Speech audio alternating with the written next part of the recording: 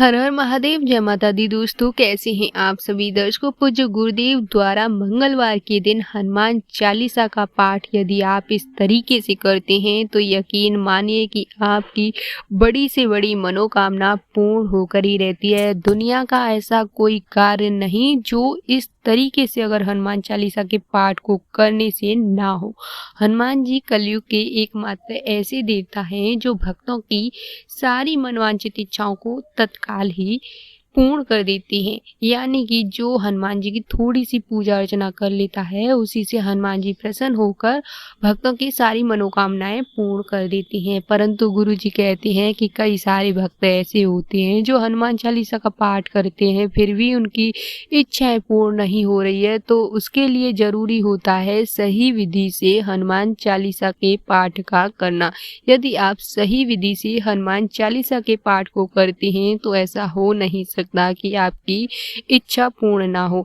गुरुजी जिस तरीके से बताते हैं, अगर उस तरीके से आप हनुमान चालीसा का पाठ कर लिया तो यकीन मानिए कि आपकी ऐसी कोई इच्छा नहीं जो कि पूर्ण ना हो। गुरुजी कहते हैं कि जिन व्यक्तियों की वर्षों पुरानी मनोकामनाएं पूर्ण नहीं हो रही हैं, लाखों का कर्जा उनके सिर से ऊपर होता जा रहा है, घर में कलह कलेश बनी हुई है, धन की आवक नहीं है, घर में आए दिन लड़ाई झगड़े होती रहती हैं, शत्रुओं का भय सताता रहता है, बहुत ज़्यादा टेंशन में रहते हैं, बहुत ज़्यादा परेशानी है और ऐसा लग रहा है कि अब कुछ नहीं है, सब कुछ खत्म हो गया, कोई रास्ता नज़र नहीं आ रहा। तब ऐसे में मंगलवार के दिन से प्रारंभ करते हुए जो व्यक्ति लगातार 11 दिन तक इस तरीके से हनुमान चालीसा का पाठ कर लेता है, यकीन मानिए 11 दिन के अंदर ही उसकी जो भी समस्याएं होती हैं, जो भी परेशानियां होती हैं, जो भी दुख संकट उसके जीवन में चल रहे होते हैं, वे समाप्त हो जाते हैं।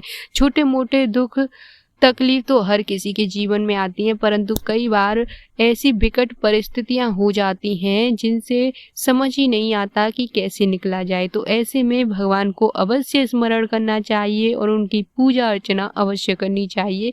एकमात्र ईश्वर ही ऐसे हैं जो आपकी बड़े से बड़े दुख संकटों से आपको निकाल सकते हैं। तो गुरु जी कहते हैं कि अगर किसी व्यक्ति को ऐसा लग रहा है कि मेरे ऊपर बहुत ज़्यादा कर्जा हो गया या मेरे घर में बहुत ज़्यादा दुख तकलीफ चल रही है, दरिद्रता आ गई है, धन का आगमन नहीं है, तो ऐसे में उनको ये उपाय अवश्य करना चाहिए। इस उपाय को करने के लिए आपको क्या करना है कि पहले तो आपको एक नियम है जिसका पालन आपको करना ही करना है। इसके लिए जैसे कि आप हनुमान चालीसा का पाठ करेंगे तो आप जो समय अपने लिए पहले दिन निर्धारित करते हैं, जैसे कि आपने पहले दिन 9 बजे का समय रखा, तो आपको प्रत्येक दिन 9 बजे ही वह पाठ करना है।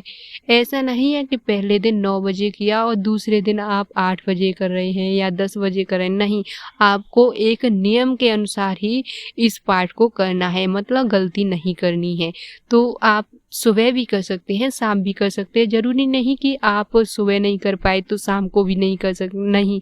जब आपको समय मिले उस समय आप इस हनुमान चालीसा के पाठ को कर सकते हैं। अगर शाम को करते हैं, स्नान नहीं कर सकते, तो हाथ पैर मुँह धो करके आप इस पाठ को कर सकती हैं। शाम को अगर 9 बजे का समय निर्धारित कर लिया तो शाम को प्रत्येक दिन 9 बजे ही करना है।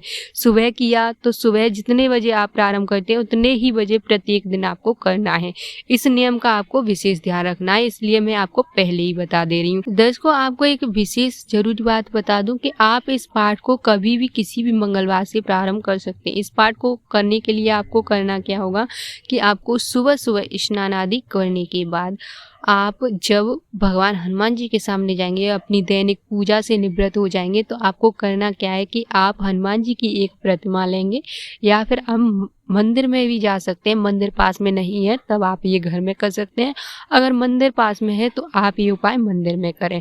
अब मंदिर नहीं है तो घर में करना है, तो घर में आपको एक हनुमान जी की प्रतिमा अपनी जब स्नान आदि करने के बाद अपने सामने रखनी है, किसी भी चौकी पे रख लेंगे और उस चौकी पर ही आपको एक मिट्टी का दीपक लेना है और रुई की गोल बाती उसमें लगाते हुए गाय का घी ही लेना है। ध्यान रहे, गाय का घी ही आपको लेना है, कोई अन्य घी आप नहीं लेंगे।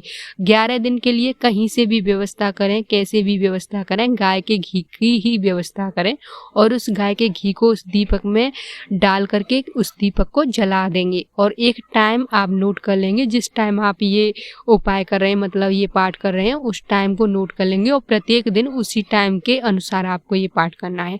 उसके बाद हनुमान चालीसा का एक पाठ आपको करना है।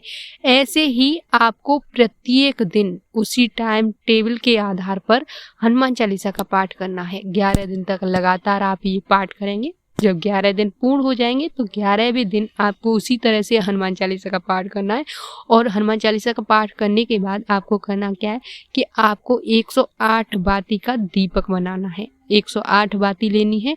उन सभी बातियों को एक ही बाती बना करके गाय के घी से एक बड़े से मिट्टी के दीपक में डालना है और उसको हनुमान जी के सामने जला देना है। ऐसा करने से जिस इच्छा के साथ ये पाठ करेंगे, जिस मनोकामना के साथ करेंगे, वह निश्चित ही पूरी होगी और हनुमान जी की विशेष कृपा आपको मिलना प्रारंभ हो जाएगी। उम्मीद करती हूँ बहुत अच्छे से आप लोगों को समझाने का प्रयास किया है। फिर भी अगर आप लोगों की समझ में कुछ नहीं आया हो तो नीचे कमेंट करके अवश्य पूछ लेना, मैं अवश्य ही आपको उसका उत्तर दूंगी।